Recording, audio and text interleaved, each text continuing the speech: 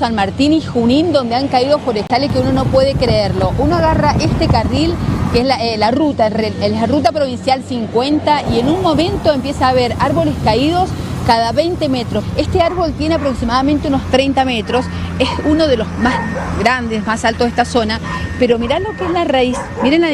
yo me encuentro acá, yo mido 1,71 y acá la gente que está trabajando me dice que por lo menos esto que sería, que prácticamente la raíz está seca, tiene 4 metros, es impresionante. Fue terrible, realmente era mucha lluvia, mucha agua que caía y viento huracanado, o sea, no se sabía de dónde venía, era un remolino, era terrible, en un momento parecía que arrancaba las ventanas de la casa, sentí mucho miedo porque siempre he tenido mucho miedo justamente por este eucaliptus, sí, que era muy grande, estaba inclinado siempre hacia mi casa y tenía ramas gigantes, siempre tuve miedo, de hecho hicimos una nota